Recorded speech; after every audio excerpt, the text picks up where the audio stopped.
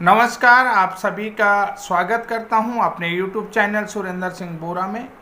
साथियों, Allahabad high court के फैसले से बीएड प्रशिक्षितों का अफवाह का बाजार काफ़ी गर्मा गया है और इस बाजार में काफ़ी गर्माहट है अफवाहों से कि इलाहाबाद हाई कोर्ट ने एक ऐसा फैसला दे दिया है जिसमें जो है कि बीएड प्रशिक्षितों को प्राथमिक शिक्षक के रूप में नियुक्ति के लिए पात्र कर दिया है। लेकिन आज देखते हैं कि सच्चाई क्या है इस केस में और ये केस कब का है और इस केस को लेकर के किस तरीके की चीज़ें हैं और क्या एक्टिविटियां हैं और आगे जो है कि बीएड अलाउ है या नहीं है, ये सारी चीज़ें देखते हैं और इसका न्यूट्रल साइटेशन देखते हैं और इसका नंबर भी देखते हैं 2024 इलाहाबाद हाई कोर्ट 3922 और ये रिजर्व रहा था 9 जनवरी 2024 को, डिलीवर हुआ था 12 जनवरी 2023 को। केस का रेट पिटीशन ए नंबर है 17129/2023। विनय कुमार पांडे एंड 9 अदर्स, 9 लोग अन्य हैं। ये काउंटर नंबर 38 में इलाहाबाद हाई कोर्ट में सुना गया। तो इस केस की जो डिटेल है उस डिटेल को हम समझते हैं कि आगे इस केस में क्या हो रहा है। 11 अगस्त 2023 के सुप्रीम कोर्ट के फैसले के बाद बीएड अभ्यर्थियों को प्राथमिक में पूरी तरीके से अपात्र घोषित कर दिए और एनसीटी के 2018 के गजट नोटिफिकेशन को अनकॉन्स्टिट्यूशनल करार देते हुए पहले हाई कोर्ट ने फिर सुप्रीम कोर्ट ने उसको क्वैश कर दिया। इसके बाद एक रिव्यू पिटीशन फाइल होती है जिसको भी सुप्रीम कोर्ट ने खारिज कर दिया, यानी कि बीएड को पूरी तरीके से प्राथमिक से नकार दिया। वहीं उत्तर प्रदेश की एक भर्ती में बीएड को माननीय इलाहाबाद हाई कोर्ट ने अलाउ करने का आदेश दे दिया। तो क्या है ये मामला, इसको समझना बहुत ज़रूरी है। सुप्रीम कोर्ट में अभिषेक मनु सिंघवी जी ने बीएड का पक्ष रखते हुए 2010 से 5 राज्यों में बीएड के लाखों संख्या में अभ्यर्थी वर्किंग हैं। इन सब को लेकर के माननीय जज ने केस फाइल करने को कहा और ये सब इनवैलिड है। इन सब के बाद भी उत्तर प्रदेश 2018 से पहले की जो भर्ती की बात कर रहा है या 2018 से पहले की जो भर्ती की बात कर लीजिए कि जिसमें 72,825 पदों की बात कर रहे हैं, उन पर कोई खतरा है या हो सकता है। इनमें जो भी उत्तर प्रदेश की 2018 से पहले की भर्तियां हुई उनमें किस प्रकार का खतरा है या नहीं है, ये भी हम बात करेंगे।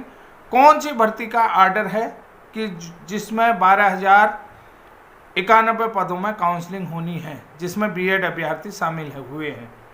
तो ये भर्ती है 72,825 जो वर्ष 2011 में सबसे पहले माननीय मायावती सरकार के द्वारा विज्ञापन, यानी कि ये विज्ञापित किया गया था, विज्ञापन निकाला गया था। उसके बाद 2012 में जो है इलेक्शन होते हैं और सरकार बदल जाती है, सपा सरकार आ जाती है। उसके बाद भर्ती के नियम में थोड़ा सा बदलाव किया जाता है और फिर से विज्ञापन जारी किया जाता है।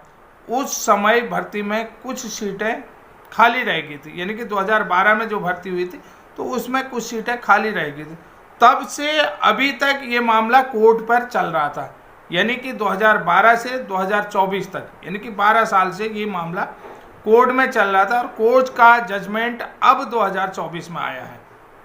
28 पेज के इस जजमेंट में पहले से लेकर अब तक जो जो प्रक्रियाएं हैं सारे बैकग्राउंड को इसमें बताया गया है, क्या क्या इस केस में हुआ है, क्या जो भी प्रक्रिया हुई सारी समरी इसमें लिखी हुई है और क्या इस केस के ग्राउंड रहे। तो यहाँ पर 12,091 कैंडिडेट्स के लिए माननीय इलाहाबाद हाई कोर्ट ने काउंसलिंग कराने के आदेश दे दिए हैं। आदेश में कहा गया है कि 22 से लेकर 25 जनवरी तक प्रत्येक जिले के मुख्य समाचार पत्रों में काउंसलिंग को लेकर विज्ञापन छपवाना होगा सरकार को। जितने भी जो दैनिक समाचार पत्र हैं तो उसमें 22 से लेकर के 25 तारीख तक, 22 जनवरी से लेकर 25 तक काउंसलिंग काउंसलिंग को लेकर के विज्ञापन छपवाना होगा कि राज्य सरकार को 72,825 पदों की जो भर्ती हुई थी उसमें बचे हुए 12,091 पदों में काउंसलिंग कराने का पुनः मौका दिया जा रहा है, जिसमें बीएड प्रशिक्षितों को भी शामिल किया गया। फरवरी के अंतिम सप्ताह में, यानी कि फरवरी अंतिम सप्ताह में इसकी काउंसलिंग करवाई जाएगी और काउंसलिंग की फीस भी तय कर ली गई है, यानी कि 2,000 रुपये इसकी फीस रखी गई है काउंसलिंग की। 2,000 रुपये फीस के साथ साथ एक अभ्यर्थियों को एफिडेविट भी देना पड़ेगा। इस एफिडेविट में ये लिखना होगा कि हम जो 2012 की भर्ती थी उस भर्ती प्रक्रिया में पहले काउंसलिंग में कभी शामिल नहीं हुए हैं। तो इस तरीके का उनको एफिडेविट भी देना है। अब बात कर लेते हैं कि जब बीएड को प्राथमिक शिक्षक भर्ती से नकार दिया है तो एनसीटी ने जो है कि बीएड को अपात्र घोषित कर दिया है, या एनसीटी का गजट नोटिफिकेशन जो है कि क्वैश हो चुका है, सुप्रीम कोर्ट ने उसे अपात्र घोषित कर दिया है। तो यहाँ पर बीएड को क्यों लिया जा रहा है?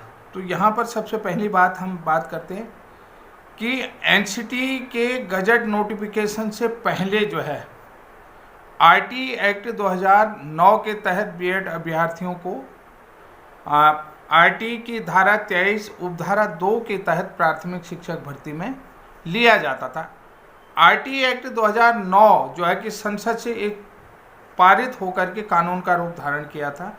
2009 के बाद पूरे देश में इसे 1 अप्रैल 2010 को लागू किया गया था, क्योंकि एनसीटी को सेंट्रल गवर्नमेंट ने एकेडमिक अथॉरिटी घोषित किया और क्योंकि एनसीटी ही एकेडमिक अथॉरिटी है, उसे केंद्र सरकार ने एम्पावर करते हुए कहा कि आरटी एक्ट की धारा 23(1) में ये प्रावधानित किया गया कि एनसीटी मिनिमम क्वालिफिकेशन क्राइटेरिया को तय करेगी। तो उसी कानून के तहत तब जो है कि इन लोगों को छूट मिली थी आरटी एक्ट की धारा 23(2) के तहत, यानी कि प्राथमिक शिक्षक बनने के लिए जो पूरी तरीके से पात्र होंगे वह अपनी इन शक्तियों का प्रयोग करते हुए एकेडमिक अथॉरिटी एनसीटी ने पहली बार 23 अगस्त 2010 को प्राथमिक और उच्च प्राथमिक के लिए मिनिमम क्वालिफिकेशन एलिजिबिलिटी को तय किया और बीएड को यहाँ पर पात्र नहीं मानते हुए डीएलएड को ही पात्र माना। अब यहाँ पर सबसे बड़ा सवाल ये है कि जब बीएड पात्र ही नहीं है तो फिर बीएड को इससे पहले अलाउ कैसे होते थे? देखिए, आरटी एक्ट 2009 से पहले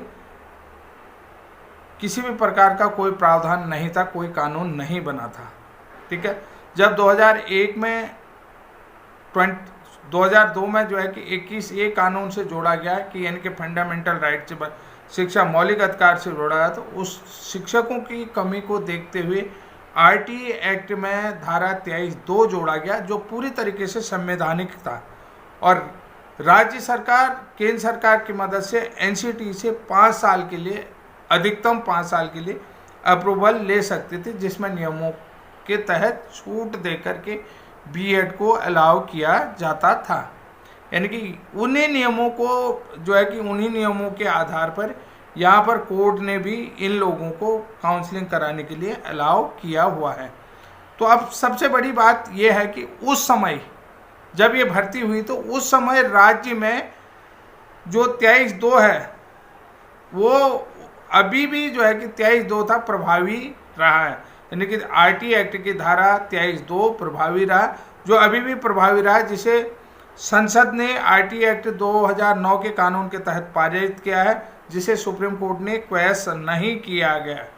तो यानी कि मिनिमम एलिजिबिलिटी जो एनसीटी ने तय की है आफ्टर 2018 के बाद, उसे ही सुप्रीम कोर्ट ने क्वैश किया है। यानी कि केंद्र सरकार और एनसीटी के अप्रूवल से 23(2) के तहत ये छूट इनको मिली हुई है, तो जो एक पूरी तरीके संवैधानिक है। इनकी 23 आरटी की धारा 23(1) के अनुसार ही इन लोगों को प्राथमिक शिक्षक भर्ती के रूप में शामिल किया जा रहा है, काउंसलिंग में लिया जा रहा है। तब ये कानून देखिए एनसीटी के अधिकार क्षेत्र में था। ये सारे कानून जो है कि एनसीटी के अधिकार क्षेत्र में थे और एनसीटी ने अपनी शक्तियों का प्रयोग करके जो मिनिमम क्वालिफिकेशन में रिलैक्सेशन दिया था वो रिलैक्सेशन दिया था। यानी कि अब जो है कि राज्यों ने हलफनामा दे दिया है कि हमारे पास पर्याप्त संख्या में डीएलएड है। तब जो है कि पर्याप्त संख्या में डीएलएड नहीं होते थे, डीएलएड इतना प्रचलित भी नहीं था। तो साथ में जो है कि ये था कि एक एफिडेविट जो देना होता है वो एफिडेविट अब जो है कि राज्य सरकारों के पास या एनसीटी को चले गए, हमारे पास पर्याप्त इंस्टीट्यूट है, पर्याप्त डीएलएड वाले हैं। और ये भर्ती जो है कि 2012 की है। 2012 में आरटी एक्ट 2009 के तहत आरटी की धारा 23(2) में जो छूट दी थी, जो राज्य सरकार को रिलैक्सेशन मिलता था, उस रिलैक्सेशन के तहत 12,091 पदों में बीएड वालों की काउंसलिंग होगी, जो कि आज से 12 साल पुराना है। तब जो है कि ये रूल जो है कि आरटी एक्ट की धारा 23(2) जो है कि प्रभावित तो आज भी है। लेकिन यहाँ पर ये चीज़ बताना चाहता हूँ कि राज्य को अधिकतम छूट केवल 5 वर्ष के लिए मिल सकती, 1 वर्ष के लिए, 2 वर्ष के लिए ले सकते हो। और जिसने जो है कि इस कानून का प्रयोग कर लिया, इस छूट का प्रयोग कर लिया, उसे दोबारा नहीं मिल सकती है। उत्तराखंड को 2 बार ये छूट मिल चुकी है और उत्तर प्रदेश को भी ये छूट मिल चुकी है। इसलिए जो है कि अब पूरे देश से बीएड अपात्र हो गए। ये पूर्व की भर्ती है, यानी कि 2012 की भर्ती है। तब टीईटी भी पहली बार आया हुआ था, पहली बार आया हुआ था। तो तब जो है कि ये लोग जो है कि पात्र हैं। इसमें यही लोगों को काउंसलिंग में दिया जाएगा। और काउंसलिंग की प्रक्रिया क्या है, पूरी कोर्ट की डिटेल आप देख लीजिएगा। तब तक के लिए जय हिंद, जय उत्तराखंड।